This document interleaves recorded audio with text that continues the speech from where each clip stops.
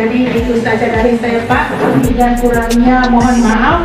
Wassalamualaikum warahmatullahi wabarakatuh. Baiklah, itu tadi penyampaian kata sambutan dari Ketua Program Studi Pendidikan IPA. Selanjutnya saya serahkan kepada Bapak Profesor untuk memberikan materi yang pertama. Silakan. Assalamualaikum warahmatullahi wabarakatuh. Bapak Ibu yang saya hormati, dari mahasiswa yang umat pula, kebetulan saya diberi tugas untuk membawakan materi IPA yang dimasukkan dalam air. Kira-kira caranya bagaimana? Hah? Betul terlaku? Hah?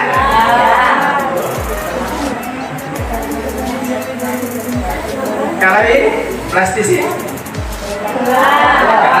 Coba lihat.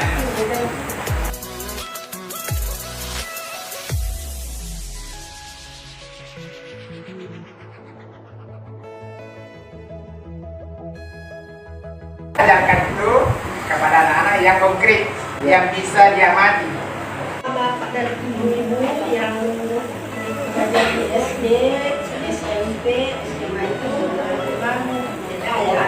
Karena belajarkan apa kita yang anak SD, apa kita anak SMP dan SD. Itu dulu dari saya. Terima kasih ya. Kalau ada yang tidak silakan.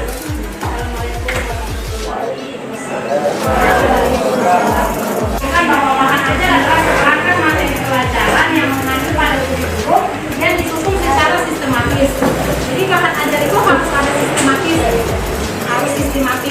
Ada sistematikanya yang menyusun sehingga ini membedakan adalah bahan ajar atau bahan-bahan bacaan biasa. Nah, ini ada bahan ajar bagi guru, bisa juga untuk wawasan guru sebagai bahan dalam proses pembelajaran, dalam mempermudah guru dalam menyampaikan materi pembelajaran, bisa juga menjadi sebagai media ajar. Nah, yang paling penting dari bahan ajar itu adalah bahan ajar yang kita susun itu harus sesuai sistematika. Nah, nanti ketika Bapak Ibu guru kalau misalnya ada yang belum pernah mengikuti PPG, biasanya itu kita akan diminta untuk menyusun bahan ajar. Nah, bahan ajar ini di beberapa tempat akan berbeda-beda. Jadi kita ikut acuan ketika kita lagi ikut materi di mana, kemudian diminta membuat bahan ajar, ikuti sistematika yang diberikan ketika materi itu.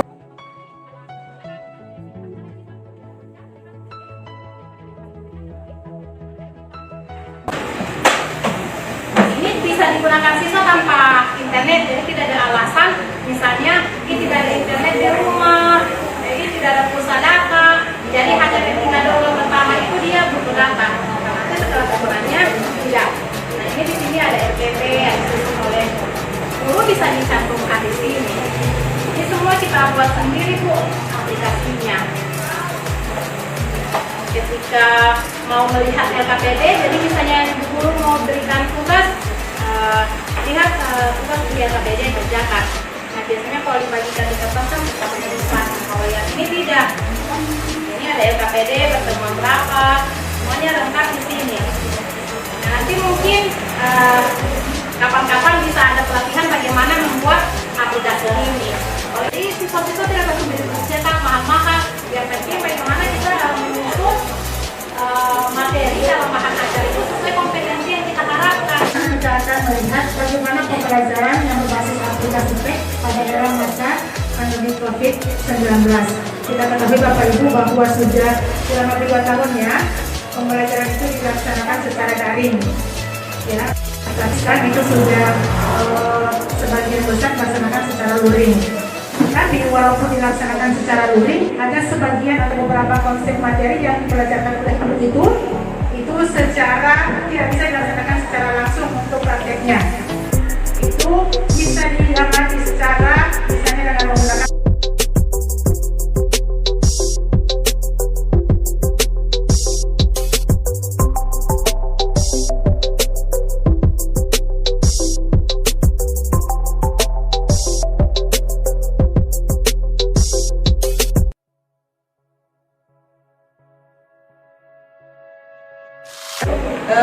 ini media dikatakan merupakan perantara atau kegiatan yang dapat mempermudah kegiatan di dalam pembelajaran fisika.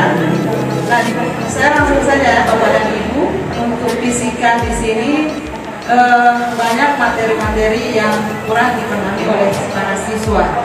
Nah, di sini ya saya untuk mengajarkan siswa terutama di sini kan sudah siswa SMA ya SMA itu biasanya lebih suka dengan lebih membaca atau melihat gambar-gambar.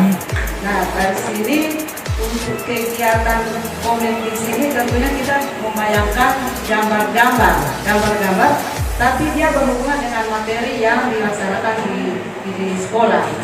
Nah, misalnya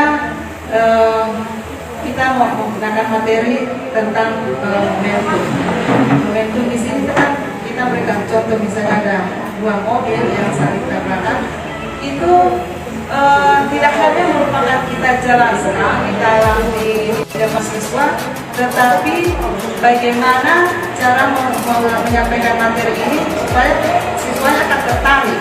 Ya,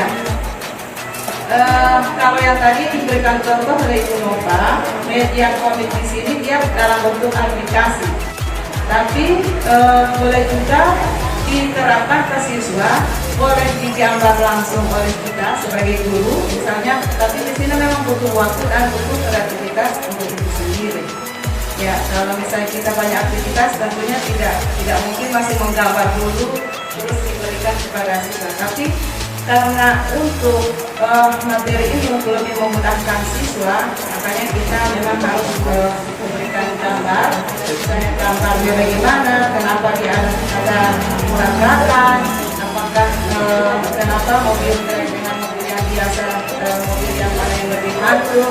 Nah, itu kita berikan gambar-gambarnya dan diberikan sedikit teori tentang materi itu. Ya, jadi misalnya momentum ini kan rumusnya adalah B sama dengan merasakan kecepatan. Nah, ini akan dibentuk dalam bentuk komik dan kita akan berikan penjelasan yang bagaimana misalnya lebih besar dan kecepatan yang lebih besar hingga terjadi tabrakan atau tumpukan. Jadi sebagian kecil dari materi dan tentunya kita akan berikan gambar-gambar, kita sesuaikan dengan materi yang dijelaskan oleh Bapak dan Ibu. Ya, dan ini memang menarik. Kalau saran saya, misalnya kita sebagai pengajar tidak ada waktu untuk membuat dalam komik, bisa diterapkan ke siswa itu sendiri. Ya, mungkin Bapak dan Ibu memberikan materi, silakan Anda lakukan atau buat materi ini dalam bentuk komik, silakan digambar sendiri dan mereka sendiri yang akan menuliskan teorinya, diberikan gambar dulu, kemudian diberikan keterangan gambar. Gambar di sini tentunya dikasih warna-warna yang bagus pula, sehingga akan menarik kepada siswa itu sendiri. Ini bisa dimanfaatkan di sekolah dan tujuannya supaya siswa lebih memahami materi tersebut. Karena ada gambar, terus ada materi.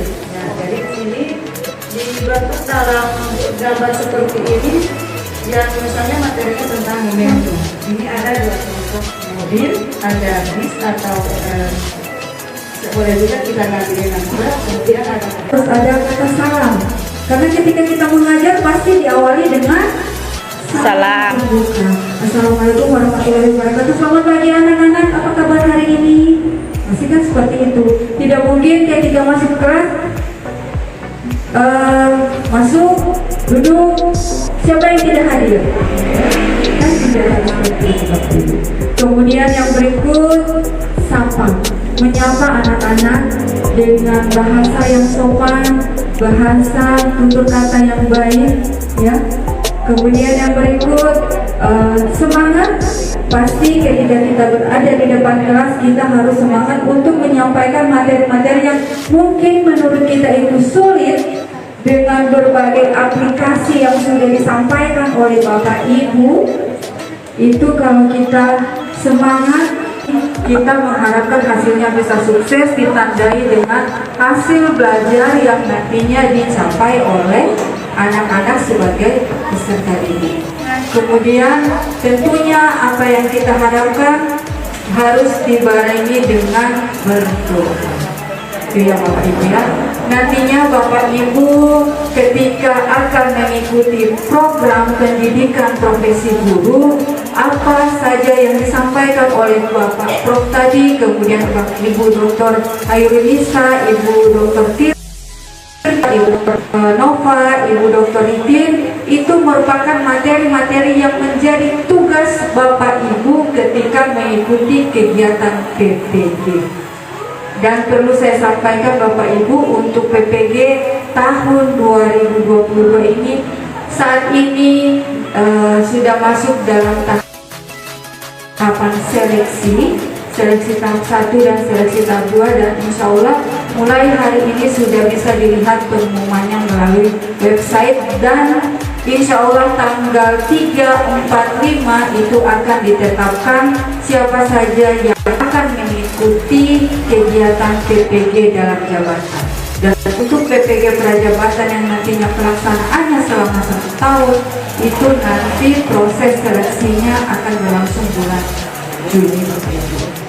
Jadi Bapak Ibu sudah harus dipersiapkan dari sekarang ya, walaupun nantinya Bapak Ibu akan terpanggil di 2023 nanti, perlu disiapkan hal-hal yang terkait dengan pembelajaran baik secara daring maupun pembelajaran secara